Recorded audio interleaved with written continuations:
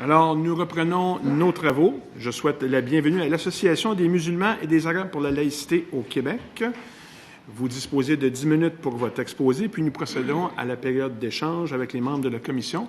J'invite donc à vous présenter, puis commencer votre exposé. À vous la parole, M. Boisy. Monsieur le Président, Madame la Ministre, Mesdames et Messieurs les députés de l'Assemblée nationale, au nom de l'Association des musulmans et des Arabes pour la laïcité au Québec, je vous remercie de nous donner l'occasion d'exprimer notre point de vue. Fondée en juin 2012, Amal Québec est une association citoyenne et plurielle. Elle regroupe des Québécoises et des Québécois d'origine arabe et ou musulmane ou n'appartenant à aucune de ces composantes, incluant des personnes pratiquantes, non pratiquantes, juives, chrétiennes, agnostiques ou athées. Amal Québec souhaite contribuer positivement au débat sur les thèmes de la laïcité, des discriminations, du racisme, de la visibilité religieuse, de la cohabitation interethnique et du vivre ensemble au Québec. Il convient d'abord de rappeler que nous nous situons encore aujourd'hui dans la continuité d'un débat qui a commencé il y a bientôt 10 ans. Au cours de ces débats, nous avons mené des échanges vigoureux et argumentés autour des questions de la neutralité de l'État, des accommodements raisonnables et de la laïcité. Nous sommes arrivés aujourd'hui à un point déterminant de ce débat interminable. La population québécoise est lassée par les prolongements sans fin de ces discussions. Lassitude redoublée pour les citoyens appartenant à des minorités religieuses, par l'accablement d'être toujours instrumentalisés à des fins politiques et électoralistes. Dans ce contexte, il serait important que la nouvelle loi puisse clore définitivement le débat. Et c'est dans ce but que nous souhaitons aborder aujourd'hui 3 points essentiels. Au premier lieu, celui de la laïcité et de son importance dans une société démocratique. Dans un deuxième temps, nous traiterons de la question de la prestation de services à visage découvert. Puis, troisièmement, nous aborderons le droit à l'égalité. L'importance de la laïcité dans un État démocratique. La laïcité est un outil démocratique dont le but est de favoriser la cohabitation et le vivre ensemble dans une société pluraliste. Elle se base sur 3 fondements principaux: la liberté de conscience et de religion, la neutralité de l'État, la séparation des institutions religieuses et des institutions de l'État. La liberté de conscience est un acquis formidable des démocraties modernes. Un État laïque ne tolère pas, mais protège la liberté de conscience et de religion de ses citoyens. Il doit aussi définir des limites à ses croyances. Ces limites doivent être basées sur des critères rationnels et non émotifs. Quant à la neutralité, elle implique que l'État ne doit pas ni favoriser ni défavoriser aucun citoyen ou citoyenne en fonction de ses convictions religieuses. Enfin, la séparation des institutions religieuses et des institutions de l'État nous semble un acquis fondamental de la Révolution tranquille.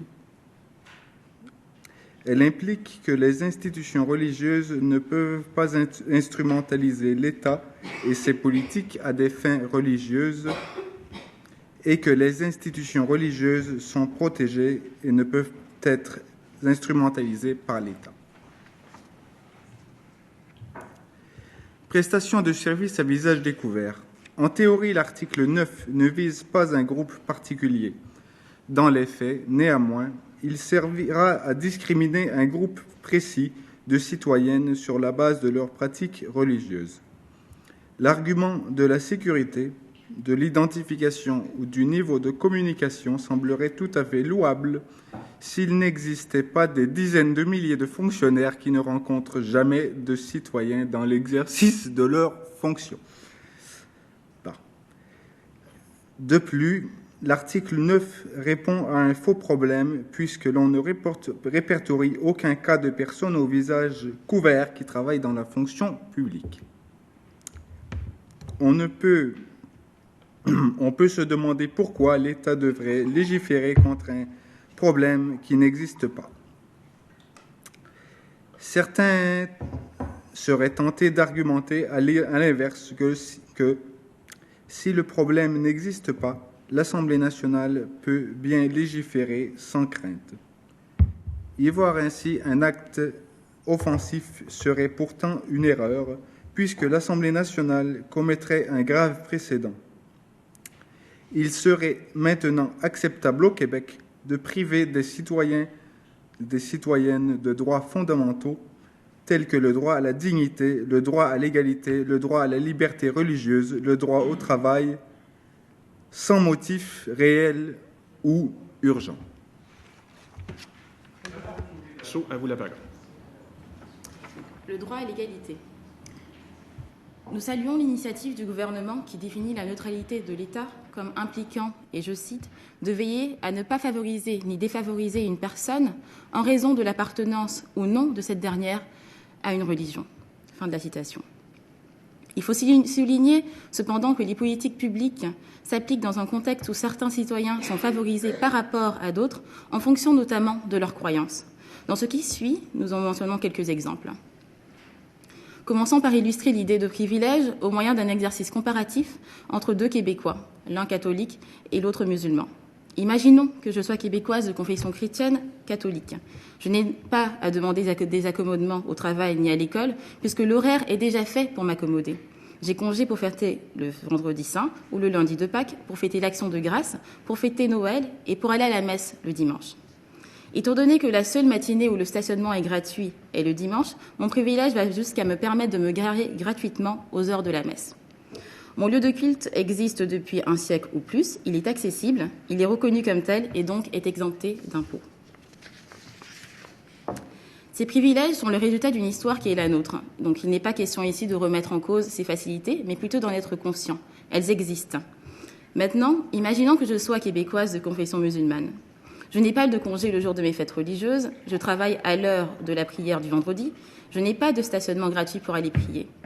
Si je suis québécoise musulmane, je suis peut-être en train de me démener pour obtenir de ma municipalité une autorisation de lieu de culte à un endroit accessible. Si je suis québécoise et musulmane et que j'habite Terrebonne ou Mascouche, je n'aurai tout simplement jamais de lieu de culte puisque ces deux villes n'acceptent plus d'autres lieux de culte que ceux qui existent déjà.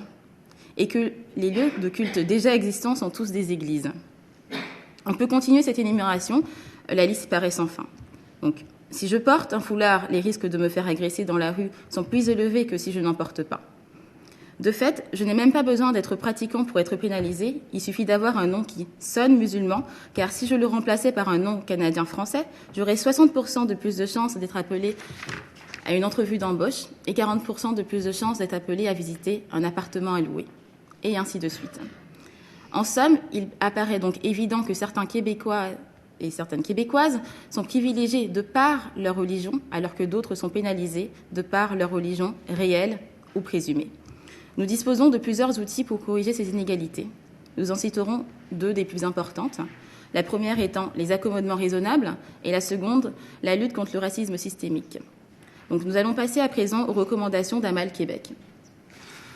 Recommandation 1.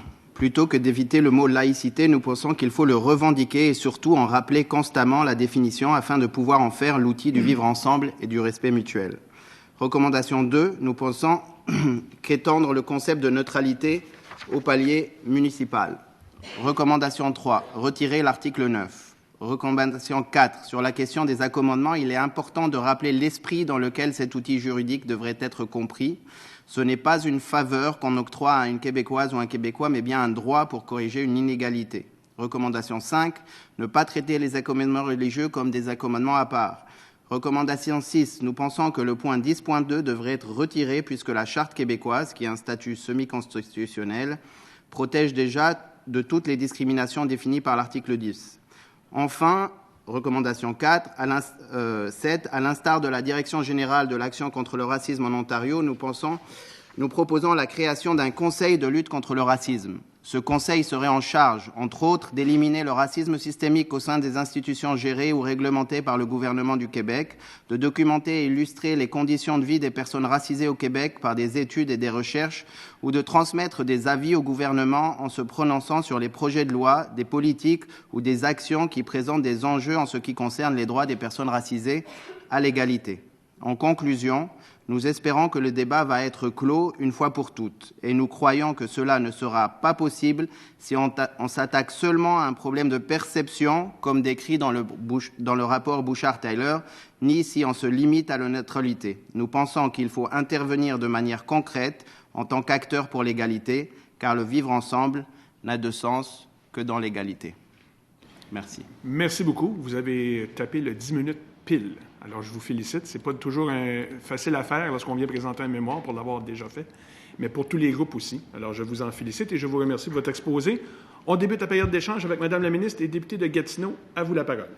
Merci beaucoup. Merci de votre présentation. Je vais prendre quelques secondes pour saluer les juristes de l'État. Je ne savais pas qu'il s'agissait de ce groupe qui était présent. Alors, des gens qui travaillent fort pour chacun d'entre nous, et plus particulièrement au ministère de la Justice. D'ailleurs, j'ai eu la chance de souligner la semaine dernière que certains avaient contribué à la rédaction du projet de loi qui était devant nous. Et donc, je me suis un petit peu insurgée lorsqu'on prétendait que le projet de loi avait été une bouillabaisse, parce qu'il y a des gens extrêmement compétents qui ont mis leur connaissance à profit de la rédaction du projet de loi. Alors, je veux simplement souligner, je ne veux pas entrer dans les pourparlers, dans les motifs qui amènent la présence des gens ici, mais je tenais à les saluer. Si je ne l'avais pas fait, c'est tout simplement parce que je ne savais pas qui étaient les gens que l'on voyait dans la salle.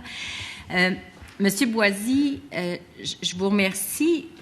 Je vais vous dire, vous illustrer à quel point ce dossier-là amène des enjeux d'interprétation qui sont complexes. Parce que juste avant vous, Mme Benhabile avait une définition de la laïcité qui m'apparaît un peu différente de votre approche de la laïcité. Alors, j'aimerais vous entendre, puisque tout à l'heure, on a eu une définition de la laïcité qui était souhaitée par Mme Benhabile, et vous souhaitez, vous, de votre côté, que le concept de laïcité soit repris, mais je comprends que vous avez une approche qui est tout autre. Vous souhaitez aussi, ce faisant, vous assurer que la différence de chacun et la liberté de religion sera également respectée à travers tout ça. Alors, j'aimerais vous entendre davantage.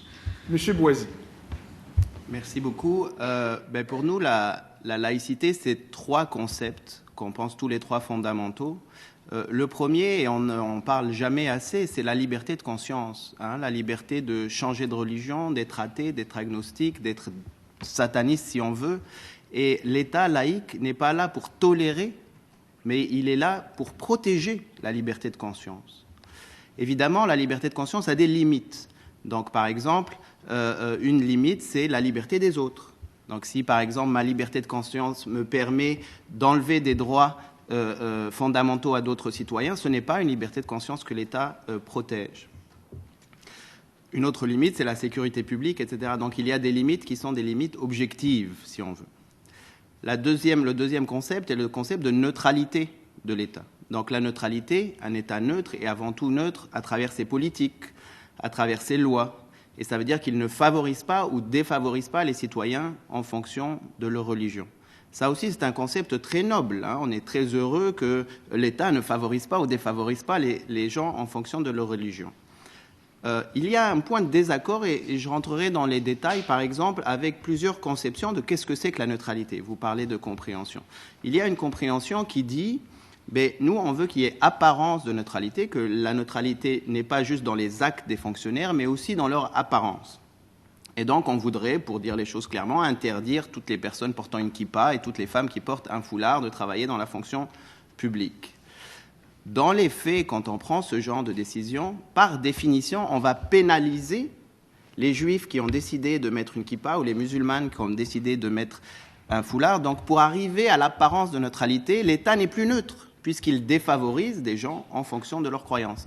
Et nous, on ne préfère pas une laïcité d'apparence. On préfère une véritable laïcité qui répond à cet objectif noble qui est de ne pas favoriser ou défavoriser les gens en fonction de leurs croyances. Le troisième concept, c'est la séparation des institutions religieuses et des institutions de l'État. Et ça, c'est un point très important. Le Québec a fait d'énormes avancées pendant la Révolution tranquille, évidemment. Et ça veut dire quoi ? Ça veut dire que d'un côté, les institutions religieuses n'instrumentalisent pas l'État à leur propre fin, et de l'autre côté, l'État n'instrumentalise pas les institutions religieuses à leur propre fin. Madame la ministre. Alors, c'est là qui est intéressant parce que c'est toute la question du port du signe du port du signe religieux qui vient, qui est affecté par la conception et par l'interprétation de la laïcité que chacun peut avoir. Alors, pour vous, la laïcité peut très bien s'exprimer dans un contexte où il n'y aura pas d'interdiction, il n'y a pas d'interdiction de part de signes religieux de la part de ceux et celles qui œuvrent au sein de l'État, par exemple. Absolument. Je voudrais rajouter un point sur cette question-là particulièrement. On part du principe qu'un fonctionnaire doit servir dans ses services, il doit être neutre. C'est-à-dire que ce qu'on attend d'un enseignant, qu'il porte un foulard ou pas, ou une coupa ou pas, c'est qu'il ne nous parle pas de intelligent design ou je ne sais pas quelle chose, là, qu'il nous parle de Darwin. S'il n'est pas prêt à nous parler de Darwin, il perd sa job, là, parce que ce n'est pas correct d'utiliser ses croyances, si c'est ça ses croyances, pour infliger ça à nos élèves québécois. Maintenant, s'il ne porte pas de foulard et pas de kippa et qu'il décide de ne pas parler de Darwin, on le met à la porte pareil, là, ce n'est pas une question de foulard. Si on arrive à un système où la laïcité met à la porte un médecin, la personne avant moi a milité très très fort pour pouvoir, entre autres, mettre à la porte un médecin parce qu'il a une kippa sur la tête, mais nous on pense que cette laïcité-là est tout à fait inacceptable. C'est juste inimaginable qu'on prenne quelqu'un de compétent, on lui demande de nous parler français, on lui demande d'avoir les bons diplômes, on lui demande de bien traiter les citoyens, et s'il fait tout ça, et qu'on arrive et qu'on lui dit sous prétexte que vous avez une kippa sur la tête, on vous met à la porte, pour nous, c'est juste inacceptable. C'est même pas une laïcité qui est imaginable, c'est une laïcité qui est illégale d'un côté et elle est immorale de l'autre. On s'attend à ce qu'on ait un comportement moral envers les gens et qu'on les juge sur leurs actions et non pas sur leur apparence ou sur ce qu'on pense que, etc. Je veux dire, ça s'arrête pas. Madame la ministre. Vous recommandez de retirer du projet de loi les dispositions concernant la prestation de services à visage découvert. Est-ce que vous ne croyez pas qu'il est important dans l'espace public que les gens puissent se reconnaître, s'identifier, se reconnaître pour se connaître ou se connaître pour se reconnaître, comme certains diront, mais aussi, est-ce que vous ne croyez pas que le visage découvert est important dans la communication, dans l'échange? Je vous regarde, vous hochez de la tête, je vois que vous me regardez, vous ne regardez pas à côté, notre communication est plus fluide. Est-ce que vous ne croyez pas qu'il peut être important de bien cibler ce principe de la communication, surtout lorsqu'il est question de prestation de services, et que le visage devient et fait partie de l'expression. Et donc, il s'agit là d'un principe du vivre ensemble qui est tout à fait sain et qui vise une meilleure communication entre ceux et celles qui interagissent ensemble. Monsieur Boisy. Absolument. On est tout à fait d'accord avec le fait que partout il y a interaction avec les citoyens et que cette interaction demande effectivement une communication saine, facilitée, etc. et que la vision du visage facilite ça. On peut très bien comprendre qu'il y a énormément de corps de métier, d'ailleurs pas juste dans le public, dans le privé aussi, qui puissent interdire le fait qu'on se cache le visage. Bon. Maintenant, l'idée que, sous prétexte que ça c'est vrai, on va interdire sur l'ensemble des dizaines de milliers, voire des centaines de milliers de postes à la fonction publique, alors que, personnellement, une fois sur deux que je parle à un fonctionnaire, c'est au téléphone. Là. Moi, je n'ai pas besoin de savoir que cette personne-là a le visage couvert ou découvert. Bon, ça, c'est d'un côté. De l'autre côté, c'est un problème théorique. Aujourd'hui, il y a 0 fonctionnaire, donc on est en train de légiférer sur un problème théorique. Or, étant donné qu'il est plutôt facile de prouver que le problème n'est ni réel, puisqu'il n'existe pas, ni urgent, et qu'on va se retrouver à enlever des droits fondamentaux à des personnes, on est dans la théorie. Mais dans la théorie, on se retrouve à transgresser un principe fort de la nation québécoise et de la citoyenneté québécoise, tel que définie par les personnes il y a 40 ans aujourd'hui à travers la Charte des droits et libertés québécoises. Et on pense que ce n'est pas correct d'ouvrir cette porte-là, même si ça ne va toucher personne dans les faits, parce que ça touche personne. Madame la ministre. vous revenez également sur la question des accommodements.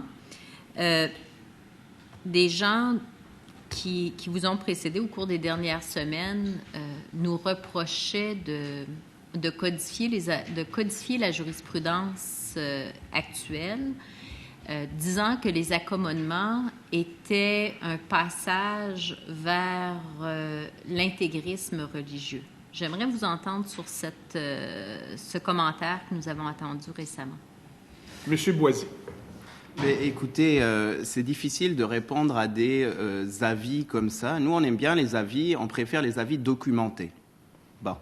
Je ne pense pas qu'il y a aucune documentation sérieuse au Québec qui dit qu'il y a un rapport entre les demandes d'accommodement raisonnable et l'intégrisme pour voir ce que ça veut dire pour ces gens-là. Est-ce que c'est le fait d'aller combattre en Syrie? Est-ce que c'est des guerres civiles qui sont passées en Algérie? Est-ce que c'est difficile? Bon, ça ne se base pas sur grand-chose. Nous, ce qu'on sait, c'est que les accommodements raisonnables, aujourd'hui, c'est un outil pour atteindre l'égalité. Bon, c'est pas pour... bon. Deuxièmement, il y a même des gens, je sais, qui ont dit que les accommodements étaient utilisés pour imposer la charia au Québec, etc. Bon, moi, je demande que ces personnes-là nous donnent un seul cas, où on a imposé des règles religieuses basées sur un fantasme de ce que représenterait la charia, avec tout ce que ça porte comme poids. Hein. Bon, on dit tout de suite dans la population québécoise, et à travers ce qu'on peut voir dans la télé, etc., on pense aux décapitations, aux coups de fouet en Arabie Saoudite, aux foulards obligatoires en Iran. Je veux dire, c'est une connotation évidemment très négative. La réalité est plus complexe, mais le problème n'est pas là de toute façon. Je veux dire, dans les faits, il n'y a aucune décision de justice d'accommodement aujourd'hui qui impose la charia au détriment des droits fondamentaux des Québécoises et des Québécois. Aujourd'hui, c'est très important de comprendre que c'est des outils qui nous permettent d'obtenir une véritable égalité entre citoyens sur la base de quelque chose de discriminatoire qui définit donc l'orientation sexuelle, le sexe, la religion. Je veux dire, on a du mal à comprendre cette agressivité envers cela. Je rajouterai les chiffres. On a regardé les chiffres avant de venir ici. Donc, quand même, un accommodement raisonnable tel que défini, c'est une décision de justice. Donc, on se retrouve à avoir 3 582 plaintes entre 2009 et 2013 à la Commission des droits de la personne et de la jeunesse, dans 35, donc 0,69% des plaintes qui sont pour des questions d'accommodement religieux. On s'entend que s'il y a une invasion de l'islamisme international à travers les accommodements religieux, c'est plutôt raté comme stratégie. Madame la ministre. La semaine dernière, en fait, on entendait la question des commissions scolaires nous dire qu'il y avait plusieurs demandes, mais, et on verra la commission scolaire de Montréal un petit peu plus tard aujourd'hui, mais il semble y avoir plusieurs solutions. Alors, ce qui pourrait expliquer le faible nombre de demandes qui se retrouvent devant la commission, c'est que les partis en arrivent à des solutions de compromis à la satisfaction de tout le monde. Alors, donc, il ne semble pas y avoir, et là, je vous rejoins, une montée qui soit terrible, en ce sens qu'il y a des demandes existent, mais il y a aussi cette solution de compromis qui est trouvée et qui amène les partis à passer à autre chose et à continuer leurs activités respectives, je crois. Alors, les accommodements, c'est des questions au cas par cas entre deux parties, que ce soit dans le privé ou dans le public. Je veux dire, n'importe qui est allé, qui travaille, sait très bien qu'il y a une tonne d'accommodements qui sont faits de manière journalière, qu'il y a des personnes qui se marient, des personnes qui déménagent, des personnes qui sont malades, des personnes qui ont besoin de prendre le vendredi après-midi, des personnes... Je veux dire, il y a 1000 manières de trouver des arrangements entre deux parties qui font en sorte que tout le monde est satisfait, et c'est le quotidien des êtres humains en général. Maintenant, je tiens à dire quand même qu'il y a un certain nombre... Je veux dire, comment on en est arrivé ici, hein? Le rapport Bouchard-Taylor nous dit qu'il y a un problème de perception. Il y a un problème, mais ce n'est pas la crise des accommodements raisonnables, c'est la crise de perception par rapport aux accommodements raisonnables. Et on en est arrivé ici pour des cas qui ont été médiatisés, qui ne sont pas des décisions de justice. Donc on a beau légiférer comme on veut, où il y a une communauté religieuse qui voulait pas voir des gens faire du sport de l'autre côté d'une fenêtre, qui sont allés voir le YMCA en face pour lui dire voilà, je te donne la peinture, je sais plus les détails, là, est-ce que vous voulez bien peindre vos fenêtres? Et la personne a dit super, quelle bonne idée, je vais peindre mes fenêtres. Bon, dans les faits, si deux groupes, quelqu'un demande quelque chose de pas raisonnable et de l'autre côté quelqu'un dit super, quelle bonne idée, je vais faire quelque chose qui est pas raisonnable, et que ça fait la une d'un journal à gros tirage à Montréal, ça ne fait pas en sorte qu'on est en train de régler ce problème-là. Et demain, après-demain, dans 1 an, dans 2 ans, toujours, s'il y a un groupe qui décide que c'est une bonne idée de peindre les fenêtres de son voisin et un groupe qui décide que c'est une bonne idée de peindre ses propres fenêtres, ben on va se retrouver avec le même problème qu'on n'aura jamais résolu. Il y en a d'autres, la question de la cabane à sucre, c'est le même problème. Ce n'est pas des décisions de justice et donc ils ne sont jamais passés à travers des questions de juges et on n'est pas en train de régler ces problèmes-là. On est en train de régler un problème, et on le sait tous aujourd'hui autour de la table, d'un problème social qui a été instrumentalisé politiquement pendant très longtemps. On espère vraiment pouvoir passer à autre chose et surtout se concentrer non pas sur l'accommodement, mais sur pourquoi il existe, qui est le droit à l'égalité, et mettre beaucoup plus de politique publique, et non pas de loi, mais de politique publique, pour pouvoir atteindre l'égalité pour tous les Québécois, quelle que soit leur religion, leur couleur, leur orientation sexuelle ou leur handicap. Merci beaucoup, M. Boisy. Ça met un terme à cet échange avec la ministre. Maintenant, à l'opposition officielle, Mme la députée de Tachereau, pour votre bloc d'échange avec nos invités. Merci beaucoup, M. le Président, M. Boisy, de la Malle, Mme, Monsieur, qui l'accompagnait. Bienvenue à cette commission parlementaire. D'abord, j'apprécie que vous veniez appuyer 2 concepts qui, pour nous, sont intéressants. D'abord, le fait d'inscrire la laïcité, en quelque part, dans nos lois québécoises. C'est un concept qui est reconnu maintenant, cette séparation entre l'Église et les religions, entre l'État, pas l'Église et les religions, parce qu'on dit l'Église avant, entre les religions et l'État. Je pense que même si on peut débattre ensuite du résultat de quel type de laïcité, moi je ne crois pas qu'il y a des laïcités ouvertes ni rigides, il y a de la laïcité fondée sur certains des préceptes que vous avez nommés, qui sont précis, là. Très bien. Le fait aussi d'inclure les municipalités, quelques personnes sont venues nous dire qu'il serait important que les municipalités soient incluses dans cette loi. C'est une des remarques qu'on a fait. J'étais curieuse de voir quelle opinion vous auriez, effectivement. Les demandes d'accommodement, nous dit la Fédération des commissions scolaires, qui est venue ici, du Québec, c'était 500 par année, seulement à la CSDM. Alors, on verra cet après-midi avec la CSDM quel type d'accommodement sont demandés, mais c'est effectivement 500 par année. C'est beaucoup. Maintenant, j'ai quand même été étonnée que vous disiez que la charia est un concept qui semble très loin de nous. L'Assemblée nationale a été obligée d'adopter une motion pour dire que la charia ne passerait pas au Québec. Et l'Ontario, ensuite, a rétrogradé parce qu'elle s'en allait adopter ce mode de jugement. Et je pense que ce mouvement-là a été très important. Donc, il y a des moments où le Québec se lève. Il doit, à mon avis, je pense que vous touchez un bon point, se lever contre le racisme. Mais il y a une seule chose qui m'a étonnée, c'est que vous avez l'air de faire un amalgame entre tête de musulmans et immigrants ou personnes d'une autre couleur de peau. C'est-à-dire que moi, j'ai jamais pensé que le racisme touchait seulement les musulmans.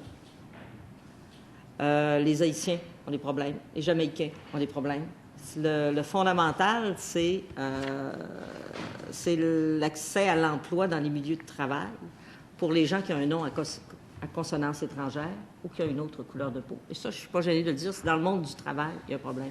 J'étais étonnée de votre amalgame en disant, vous dites, il suffit d'avoir un nom qui sonne musulman. Or, j'ai l'impression, je vais vous dire, là, honnêtement, j'ai été étonnée parce que comme si ça faisait le jeu des gens qui parlent des musulmans quand on parle d'une grande communauté large, qui est des personnes qui sont d'une autre couleur de peau, ou les personnes de la communauté maghrébine, de la communauté arabe. Pourquoi vous avez ciblé ça? Ça m'a étonnée. Alors, il n'y a aucun amalgame dans ce qu'on a dit. Je vais peut-être, si vous voulez, je pourrais vous parler des concepts de la charia, si vous voulez, après. Bon, sur les questions du racisme, évidemment, c'est plus large et vous constaterez que toute la partie, pour nous, de lutte contre le racisme systémique, le mot musulman n'a été mis nulle part. Il y a toute une section au complet. Nous sommes aussi faisant partie d'une coalition qui a demandé une commission sur le racisme systémique en compagnie d'autres associations militantes contre le racisme, qu'elles soient noires, qu'elles soient autochtones ou d'autres groupes racisés. Donc pour nous, c'est important effectivement de placer l'islamophobie dans un cadre plus large, qui est le cadre du racisme, étant donné qu'on est capable de racialiser des groupes sur la base de couleur, entre autres, sur la base des origines, sur la base de la religion. Et les exemples en sont nombreux. Maintenant, je veux dire, les recherches prouvent que le nom de famille, en soi, pénalise une personne pour arriver à un poste de travail. Bon, alors... C'est parce que j'ai seulement 9 minutes pour jaser. C'est parce que j'ai dit d'accord avec vous sur le fait que dans le monde du travail, il y a un certain racisme pernicieux. Je ne vois pas jusqu'à systémique, je pense pas, mais qui s'exerce. Mais je disais, écoutez, il s'exerce sur plusieurs personnes. L'autre chose, je serais curieuse de savoir, le niqab, la burqa, ce qu'on cible quand on parle de visage découvert, est-ce que ce sont pour vous des vêtements d'asservissement de la femme? Asservissement de la femme? Oui. Alors, c'est très intéressant que vous posez la question. Nous, on n'a pas d'avis à avoir sur l'asservissement ou pas. Nous, on pense que d'abord, les femmes sont capables de faire des choix. Donc, ce qui est important pour nous, c'est de protéger le droit de la femme à choisir. S'il y a quelqu'un qui impose une burqa à quelqu'un, on sera les premiers à se lever contre ces personnes-là. Par contre, s'il y a une femme qui décide d'être maître de son corps, qu'elle veuille aller avorter, qu'elle veuille se cacher le visage, qu'elle veuille faire ce qu'elle veut, nous, on va soutenir ces femmes-là dans leur libre arbitre, tant et aussi longtemps qu'elles n'atteignent pas la liberté des autres. Vous comprenez? Nous, on essaye d'être neutre, on essaye d'être laïque dans notre approche. Mais c'est pas être neutre. Pardon? Dans ce combat-là de l'égalité des hommes et des femmes, ce n'est pas être neutre que d'accepter qu'une femme au Québec puisse porter une burqa sans dire à tout le moins ce vêtement est un symbole d'asservissement entre les hommes et les femmes. On peut dire « je ne veux pas qu'on légifère », ça c'est autre chose. Mais ne pas dire que ce vêtement est un symbole d'asservissement, c'est là où je vous dirais, c'est là où la société québécoise pourtant fait à peu près consensus. Le débat, il est sur est-ce qu'on interdit ou pas. Et seulement dans la fonction publique en plus, pour les services qui sont donnés ou rendus. Mais vous n'êtes même pas prêt à aller jusqu'à dire que ce vêtement est un symbole d'asservissement, un endroit où on se rejoindrait pour ensuite partir ensemble vers les solutions. Mais à tout le moins, cette phrase-là, je l'attendais de vous. Monsieur Boisy. Combien il reste? Il vous reste 2 minutes 45. OK. Deux choses. D'abord, moi, je voudrais qu'on se rejoigne sur le fait qu'une femme est capable de faire un libre choix. C'est là où on doit se rejoindre. Et puis ensuite, on pourra parler d'autres choses. Mais si vous n'êtes pas capable de nous dire qu'une femme est capable d'être libre de ses choix, c'est sûr qu'on n'ira pas beaucoup plus loin.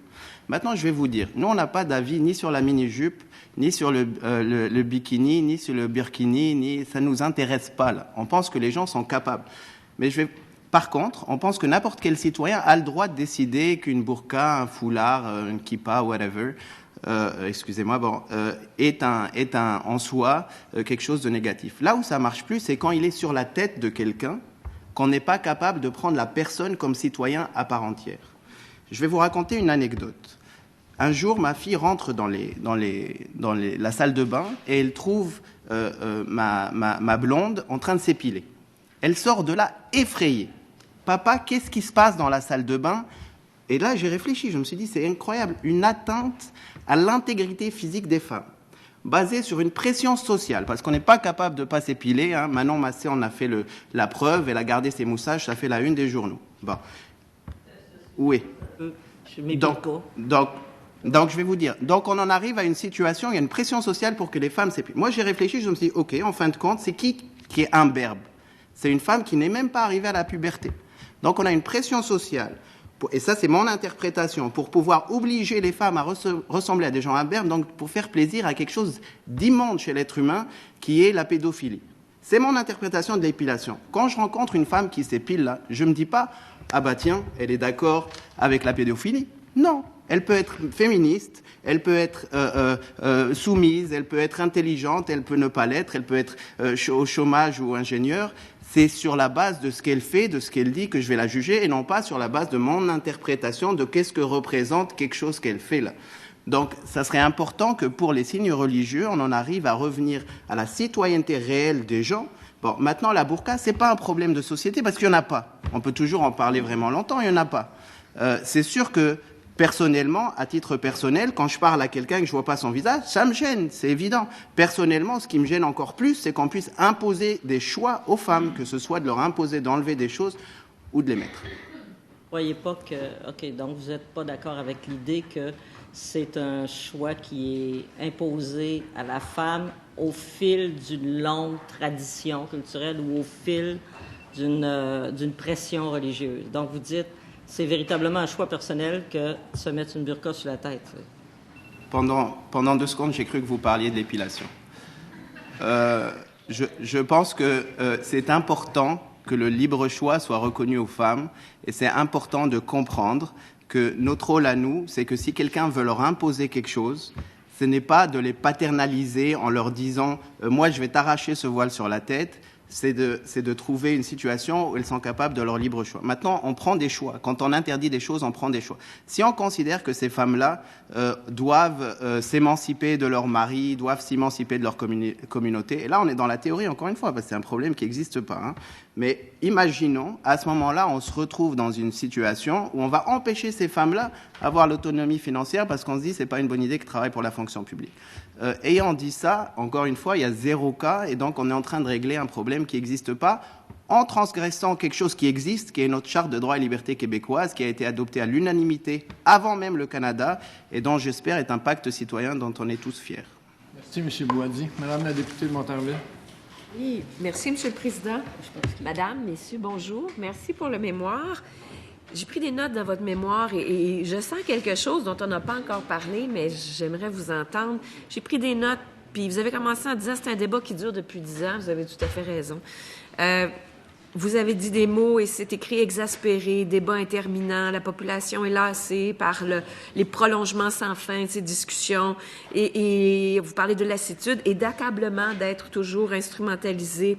Je comprends très bien ce que vous dites là. C'est long, 10 ans et il y a des choses très exactes dans ce que vous dites. Et vous dites ouvertement, et je vais le lire, dans ce contexte, il serait important que la nouvelle loi puisse clore définitivement le débat. Je sens dans la façon dont c'est rédigé, ce que vous nous dites, de l'exaspération, mais aussi du dépit. Est-ce qu'on peut en finir, puis adoptons-le? Est-ce que c'est ça ou est-ce que je me trompe? Et à la lumière des amendements que vous demandez, c'est pas la loi parfaite que vous auriez aimée, et peut-être que c'est même pas une loi que vous aimeriez. Alors, parlez-moi de ce sentiment de dépit. Nous, alors évidemment, ça fait 9 ans qu'on a démarré ce débat avec ce qui a été appelé la crise des accommodements raisonnables. Bon. Il y a eu plein de rapports, des commissions, des projets de loi, etc., etc. Nous, ce qu'on pense, c'est qu'il faut réussir à fermer ce débat-là et essayer de régler des vrais problèmes de société. Bon. C'est important qu'on affirme les questions de laïcité. La neutralité est un point fondamental. Les autres points sont dans les chartes. Hein. La liberté de conscience, c'est l'article 3 de la charte, etc., etc. Donc c'est pas comme si... maintenant, on préfère les lois utiles. Et c'est pour ça que dans notre mémoire, on a proposé d'abord la création d'un conseil sur les questions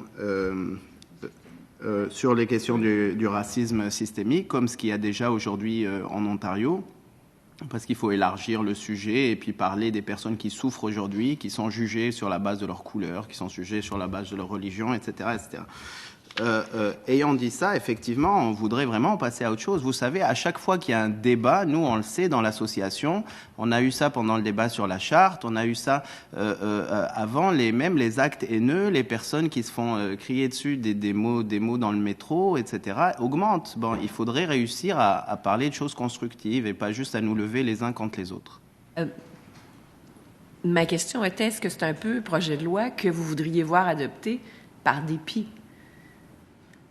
C'est pas une question de dépit. On pense qu'il y a quelque chose de très important dans ce projet de loi, c'est la définition de la neutralité de l'État. On pense que c'est important que ça soit clair pour tout le monde qu'un État neutre, c'est un État qui favorise pas ou défavorise pas les citoyens en fonction de leur religion. Parfait. Alors, je vous reprends là. Vous parlez aussi de laïcité. Est-ce que vous seriez d'accord pour voir inclure dans ce projet de loi le terme laïcité, parce qu'il n'y apparaît pas non plus?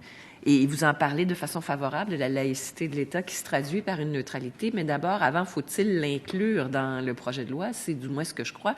Seriez-vous d'accord pour que nous incluions dans ce projet de loi les termes de laïcité? Oui, on pense que c'est un concept noble et important. Par contre, et une des raisons qu'on voudrait qu'il soit inclus, c'est que malheureusement, il est instrumentalisé aujourd'hui par des gens qui veulent exclure. Et on ne pense pas que c'est un concept aussi noble devait être laissé à des gens qui veulent absolument mettre à la porte des gens de leur travail sur la base de pas grand-chose. Vous dites que ce projet de loi-là, on devrait abroger l'article 9, abroger l'article 10.2. Si on revient à l'article 9, c'est effectivement, vous en parliez avec la collègue de Tachereau, le visage découvert, service donné et reçu à visage découvert. Vous avez un problème disant que ça va justement pénaliser certaines personnes et que ça n'existe pas, donc on légifère pour quelque chose qui n'existe pas. Entre parenthèses, j'ajouterais que légiférer, c'est prévoir pour l'avenir aussi. Cela dit, certains nous ont dit que l'article 9 faisait une chose à son premier alinéa et le défaisait au troisième alinéa, puisqu'on va dire, mais on peut toujours demander un accommodement pour le permettre. Est-ce que vous avez cette lecture-là aussi ou vous ne l'avez pas du tout? Oui, alors comme dans n'importe quel corps de métier, on a le droit de demander des accommodements et puis la jurisprudence sera là pour protéger les personnes si on considère qu'elles ont le droit de le demander. Notre problème n'est pas là. Aujourd'hui, c'est pas parce qu'on pense que ça va pénaliser des gens, on pense que ça va pénaliser personne parce qu'il n'y a personne aujourd'hui qui travaille dans la fonction publique et vous avez beau prévoir, là, il n'y en aura pas des milliers dans les prochaines années. Ayant dit ça, ce que ça ouvre la porte, c'est que sur une base tout à fait théorique, on fait quelque chose de bien réel, c'est qu'on transgresse notre charte des droits et libertés québécoises pour régler un problème qui n'existe pas, qui est ni réel ni urgent. On aura du mal à expliquer devant une cour que c'est réel, urgent. On pense que la charte des droits et libertés, c'est un joyau qu'il faut absolument protéger et c'est pas un jouet électoraliste. Sur le point 10.2, sur la question d'égalité entre les hommes et les femmes, on trouve très étonnant qu'il n'y ait que celui-là. Pour nous, c'est très important l'égalité homme-femme, mais on a l'impression que c'est plus important que l'égalité entre les blancs et les noirs. Il serait temps que partout où on met quelque chose, on mette l'égalité entre les blancs et les noirs est importante aussi. C'est tout aussi important dans le cadre de notre... Et dans la même lignée de pensée, vous nous dites à la recommandation 5, et je suis un peu d'accord avec vous, ne pas traiter l'accommodement religieux comme un accommodement à part. Parce que c'est ce que fait ce projet de loi-là. Vous dites que les accommodements religieux font partie de l'ensemble des accommodements et devraient être traités comme tels. Si cette loi doit introduire de nouvelles balises, c'est à tous les accommodements qu'elles doivent s'appliquer. Donc, vous aussi, vous voyez qu'il y a quelque chose d'un petit peu, comment dirais-je, je ferai attention à mes termes, mais d'un petit peu surprenant de ne voir que le terme accommodement religieux inscrit dans cette loi-là. Alors, c'est effectivement surprenant pour vous. Moi, je vais donner une situation ridicule. Moi, une femme arrive à l'hôpital et elle demande que son gynéco soit une femme. On va lui dire, oui, mais sur quelle base? Si elle dit sur la base religieuse, on va dire, ah non, c'est contraire à l'article 10.2, c'est contraire à l'égalité homme-femme, ça discrimine l'égalité homme-femme. Mais par contre, si elle dit non, c'est pas sur base religieuse, on va dire, ah, quelle bonne idée. Évidemment, on respecte le fait qu'une femme choisisse le sexe de son gynécologue. Je pense que c'est ridicule. Il y a des accommodements qu'on doit faire sur une base plus large et pas juste sur la base religieuse. L'inégalité sur la base religieuse est au même niveau que l'illégalité sur la base de la couleur, des origines, de la langue, etc. C'est comme ça que c'est prévu et on voit mal pourquoi est-ce qu'ils auraient quelque chose de particulier qui les entoure. Surtout que je rappelle que c'est 0,69% des demandes qui ont été faites, donc des plaintes qui ont été faites à la Commission sur les 4 dernières années. Merci. Merci. Merci, M. Aaron Boisdi, M. Xavier Dade et Mme Marliatou Touré-Dosso, représentant l'Association des musulmans et des Arabes pour la laïcité du Québec. Je suspends quelques minutes. Je demande à la Fédération des médecins spécialistes de s'avancer.